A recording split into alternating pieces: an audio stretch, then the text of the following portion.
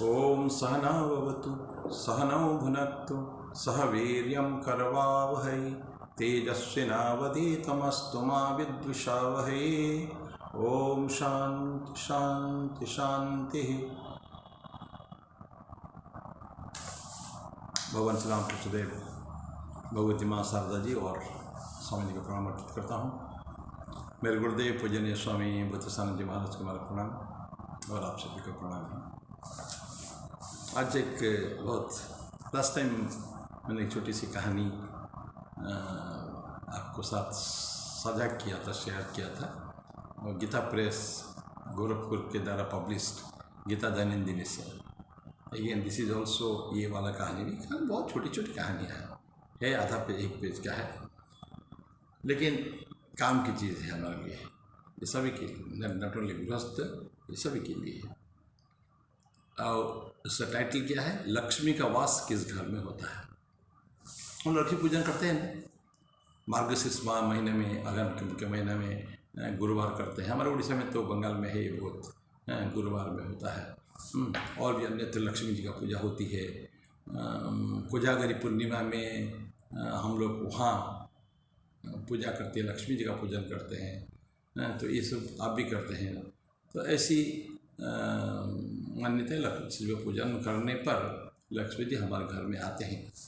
लेकिन लक्ष्मी जी बड़ा चंचला भी है, किधर भी जा सकती है कभी भी। लक्ष्मी चंचला, बहुत चंचला है। माने आज यहाँ है, डिपेंड करता है हमारे कर्म के ऊपर, डिपेंड करता है हमारे भाग्य के ऊपर भी। लक्ष्मी कब तक हमारे घर में रहेंगी, ये साधना की बात भी है। ये इसी बात, इस तरह की कहानी है, लक्ष्मी का वास किस घर में होता है। और कहानी की छोटी सी कहानी ऐसी है। एक सेठ जी थे, बड़े संपन्न सेठ थे। रात्रि में सो रहे थे, उन्होंने घर में सो रहे। स्वप्न में देखा लक्ष्मी जी उसके स्वप्न में आ रही हैं और बोलते हैं, सेठ अब तुम्हारा पुण्य समाप्त हो गया है, इसलिए तेरे घर से मैं थोड़े दिनों में चली जाऊंगी, तुझे मुझसे जो मांगना है मांग लो। अनेक दिन उनके घर में वास किया लक्ष्मी जी ने, अब जा रही हैं घर छोड़ के। हो सकता है उसके भाग्य में नहीं हो, इतना दिन तक हो, उनकी साधना इतनी ही हो। बोला कि अब तुम्हारा पुण्य समाप्त हो गए। लक्ष्मी तब तक रहती है जब तक पुण्य रहता है। पुण्य समाप्त हो चुका है, तो इस घर में चले जाऊंगी मैं, तो अभी अंतिम बार जो मांगना है मांग लो। सेठ जी ने कहा कि ठीक है, कल सवेरे जब मैं उठूंगा तो अपने कुटुंब के लोगों के साथ चर्चा करूंगा, क्या कहेंगे। बहुत बड़ा परिवार था उनका। बोल रहे उसी हिसाब से मैं कल मांग लूँगा, ऐसा सेठ जी ने बोला। सवेरा हुआ, सेठ उठे, मन में वो भावनाएं हैं लक्ष्मी जी का, उनका आगमन, और उनके जो फाइनली नोटिस दे दिया उन्होंने कि कुछ दिन में मैं चली जाऊंगी, क्या मांगना है मांग लो। सलाह किया सभी लोगों से, बोलो क्या क्या मांगे। लक्ष्मी जी बोली है देंगे, दे देंगे। तो विभिन्न लोग ठीक है, और जा ही रही हैं तो कुछ मांग लो। किसी हम लोग बहुत धन संपत्ति मांग लो, सोना दाना मांग लो, हीरा मोती जवाहरात मांग लो, स्वर्ण राशि। किसी ने बोला कि अन्न मांग लो, ताकि कभी अन्न की कमी नहीं हो, उनको आगे चल के भोजन की कोई तकलीफ नहीं हो। या कोई बोला कि वाहन भवन मांग लो, एक बड़ा घर है, बहुत बड़ा मकान है, बड़ा सेट है, लेकिन फिर भी ये इंसान का लोभ कैसे होता है। मकान है बड़ा तो भवन मांग लो बोलते हैं कि, या वाहन भी मांग लो, गाड़ियाँ, अच्छी गाड़ियाँ, ऐसे चीज़ लोग मांगने के लिए उस व्यक्ति को बोले हैं। लेकिन सेठ की छोटी बहू थी, वो थोड़ा सा बुद्धिमती थी। वो बोलती सुन लिया, ये मांगो, वो मांगो, वो मांगो, वो मांगो। बोलती पिताजी लक्ष्मी जी को तो जाना ही है, वो जो डिक्लेयर कर दी है वो जाना है। जब वो चली जाएंगी, जितनी भी वस्तुएं मांग रहे हैं वो टिकेगी कैसे, वो रहेगी नहीं, क्योंकि लक्ष्मी का दिया हुआ सारे सामान चीज़ें उनके साथ तो चली जाएगी, तो नहीं रहेगी। तो आप क्या मांगेंगे, आप जो मांग भी लेंगे वो मिलेगी भी नहीं, देंगे नहीं, और रहेगी नहीं हमारे पास कभी भी। तो उन्होंने ऐसा बताया कि एक बार ऐसे मांगे चीज़, कि आप मांगेंगे कि हमारे कुटुंब में हमेशा आपस में प्रेम बना रहे, सभी लोगों ने परस्पर प्रीति अगर रहेगी तो विपत्ति के दिन भी हमको सरलता से कट जाएंगे, बुरे दिन भी। देखिए जब अच्छा होता है ना, तभी सभी लोग साथ में रहते हैं। सुख में तेरे सब साथ रहेंगे, दुख में सब मुंह मोड़ेंगे। ये गाना था कभी पता नहीं उपकार या कोई पिक्चर में थे पहले था, कसमें वादे प्यार वफा सब बातें हैं बातों का क्या। तो ये बोलते हैं कि दुख में सब रहेंगे तेरे, साथ रहेंगे तेरे, दुख सुख में रहेंगे तेरे, दुख में सब मुंह मोड़ेंगे। दुनिया वाले तेरे होकर तेरा ही दिल तोड़ेंगे। ऐसा वो गाने में था। तो जब प्रीति रहेगी तब ठीक रहेगा, अच्छे समय में भी तो साथ रहेंगे ही। जब बुरे दिन भी आएंगे, अगर आपस में प्रीति है तो हम अच्छे ठीक से तभी भी रह सकते हैं। कलह नहीं होगा, वैमनस्य नहीं होगा, ये सुनी जो होगा हम आनंद से रह सकते हैं। कट जाएंगे दिन, अच्छे कट जाएंगे। सारे झगड़ा धन को लेकर होता है तो नहीं है। तो जो है बहुत आनंद में है।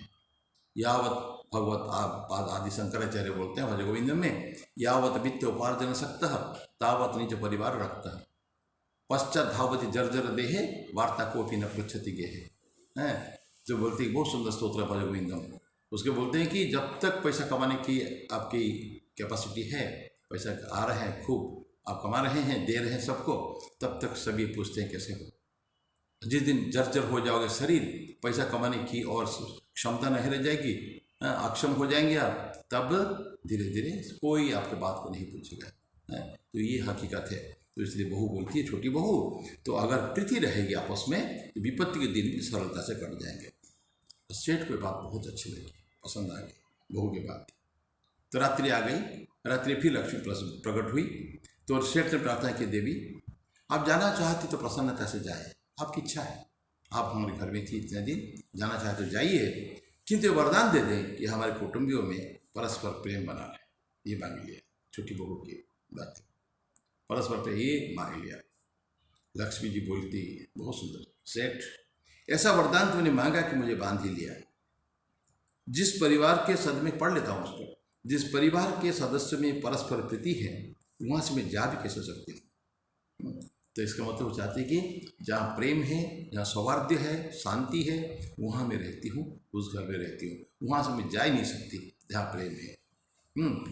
एक बार देवी ने खुद, देवी लक्ष्मी ने इंद्र को बोला था, ये देवी नहीं बोलती है, ये जो लिखते हैं इसको बोलते हैं। देवी लक्ष्मी ने इंद्र से कहा था, गुरव यत्र पूज्यन्ते यत्र आह्वानम सुसंस्कृतम अदंत कलह यत्र तत्र शक्र वसाम्यहम्। ये संस्कृत श्लोक है। गुरवो यत्र पूज्यते, गुरु मतलब गुरुदेव, गुरुजन का, मैं पढ़ लेता हूँ उसको। इंद्र को बोलते हैं देवी, जिस घर में गुरुजन का सत्कार होता है, दूसरे के साथ जहाँ सभ्यतापूर्वक बात की जाती है और जहाँ मुख से बोलकर कोई कलह नहीं करता, दूसरे के प्रति मन में क्रोध आने पर भी जहाँ लोग चुप हो रह जाते हैं, मैं वहीं रहती हूँ। दैट मीन्स कभी भी डिस्प्ले भी नहीं करने का, मन में आना तो नहीं चाहिए, क्रोध आना नहीं चाहिए, क्योंकि मांगी थी परस्पर प्रीति। जहाँ प्रेम रहता है आपस में, उस घर में बहुत बड़े बड़े घर ऐसे होते हैं, इतना प्रेम आपस में कल्पना नहीं की जा सकती कभी भी। इतना बड़ा परिवार, आजकल छोटे परिवार में वही मनुष्य इतना कल होता है, 4 लोग साथ में नहीं रह पाते हैं, माता पिता अलग हो जाते हैं बेटे से, बेटा माता पिता को छोड़ देता है। ये सोच होता है क्यों रहता है, प्रीति नहीं, आपस में प्रीति नहीं, स्नेह नहीं है, एक फॉर्मेलिटी रह जाती है केवल। तो बोलते हैं कि जिस घर में गुरुजन का सत्कार होता है, गुरुजन का सत्कार बारे में हम छुटपन से हमको पढ़ाया, संस्कृत में पढ़ाया जाता है।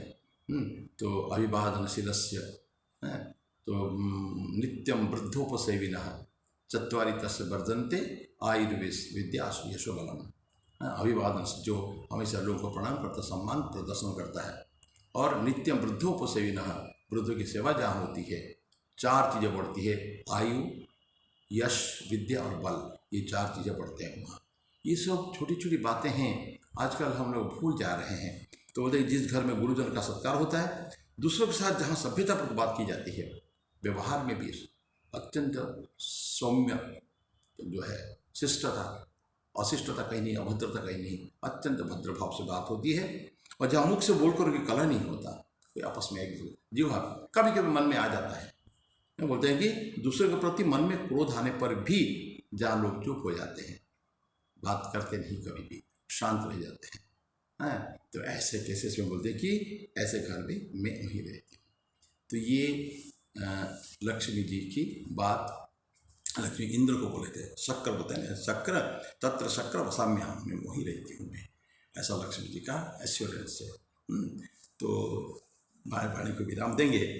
तो बात क्या है, इसके बात तो सेट की थी, तो कहानी थी, पर यह है कि हमारे आपस में, चाहे परिवार में, बहुत बड़े परिवार में, आपको छोटी सी उदाहरण दूँ। मैं जो इंदौर में था, परचेज मैनेजर था, मैं जाया करता था बहुत सारी जगह पे। गुजरात में एक जामनगर में हमारा एक बहुत बड़े पार्टी मल्टीपल बिजनेस उनके हैं। और हम वहाँ गए, हम टीन खरीदते थे घी डेयरी के लिए। मैं डेयरी में परचेस मैनेजर था, तो कनस्तर होता है 15 लीटर का, वो भी, और बहुत सारी चीज़ें वहाँ से खरीदते थे। नमक भी खरीदते थे हमारे कैटल फीड के लिए। तो उनके घर जाने से पहले मैं और मैनेजर दोनों गए थे साथ में। पहले खाली उसको फोन, तो मोबाइल नहीं होता था, पहले फ़ोन कर दिए थे कि हम आ रहे हैं। वो आया था, बस स्टैंड तक आके हमको रिसीव किया, और हमने पहला था कि एक होटल देख लेना, ठीक ठाक होटल देख लेना जहाँ रहेंगे, 2-1 दिन रुकना था। और उसने अपने घर में लेके गया, बहुत सुंदर घर, वेल डेकोरेटेड, सामने घर के सामने गेस्ट हाउस टाइप का। तो बोले अरे घर, बोले कि यही तो होटल है, आपको इससे अच्छा होटल कहाँ से मिलेगा, आप देखिए तो सही, अच्छा नहीं लगेगा तो आपको दूसरा होटल ले जाऊँगा। और ये 5-6 भाई है वो, और 5-6 भाई में 2 दिन वहाँ रहे। वो बोले कि हम बाहर आपको जाने नहीं देंगे, नाश्ता से, चाय से, नाश्ता से लेके सब कुछ आपको हमारे घर में करना पड़ेगा।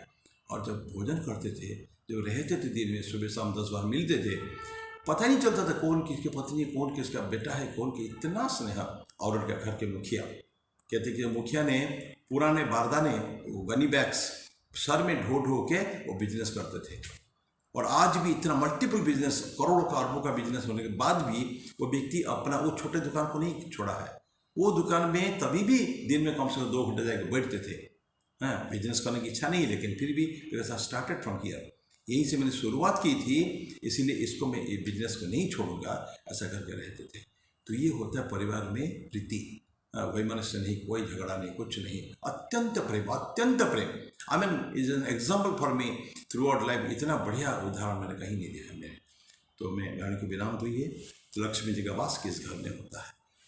ओम शांति शांति शांति। हरि ओम तत्सत। श्री राम कृष्णार्पणमस्तु।